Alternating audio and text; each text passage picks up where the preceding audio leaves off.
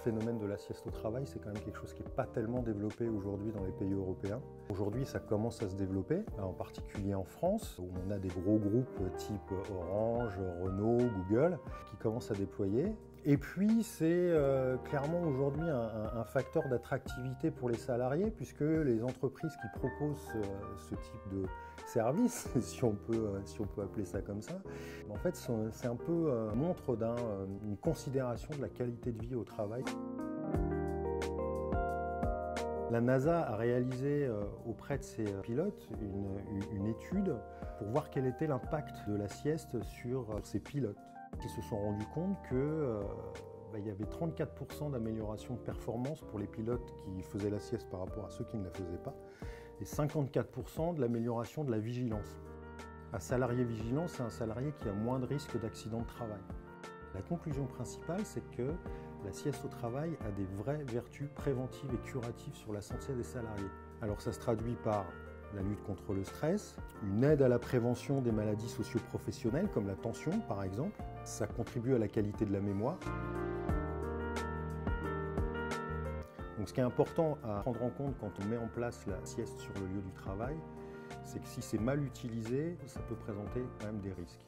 Mal utilisé, ça veut dire des siestes trop longues, des siestes pas au bon créneau horaire et des siestes pas encadrées. Le risque principal, à contrario d'une sieste bien appliquée, c'est que ça peut justement créer des troubles du sommeil, créer des vraies difficultés à reprendre le travail, puisque les gens sont engourdis et ont une vraie difficulté à sortir de la sieste. Ça envoie une mauvaise image.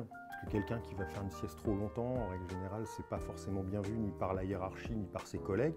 Et donc, de fait, ça peut créer des tensions entre les collègues, entre ceux qui utilisent ou ceux qui n'utilisent pas la sieste en entreprise. Il faut savoir qu'il n'y a aucune loi, aucune réglementation qui encadre le phénomène. Qu'en plus, globalement, on a quand même les institutions réglementaires type Prud'homme qui sont quand même assez défavorables. Pourquoi? Parce que la difficulté, c'est de définir ce que va être la sieste dans le temps du travail. Quand ce service est mis en place, il doit être mis en place avec une contribution des salariés et avec une contribution de l'employeur. C'est-à-dire que tout le monde doit être d'accord sur les règles. Un, c'est d'avoir un lieu qui soit dédié à ça.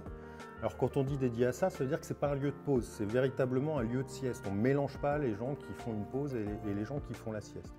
Il faut être quand même assez pragmatique sur ce choix parce que le lieu d'implantation de la salle de sieste est quand même prépondérant. Moi j'ai vu un cas où l'employeur ne comprenait pas que les gens ne fassent pas tant de sieste alors qu'il avait donné la possibilité, mais en fait on s'est rendu compte que la salle de sieste était implantée en face des bureaux de la direction.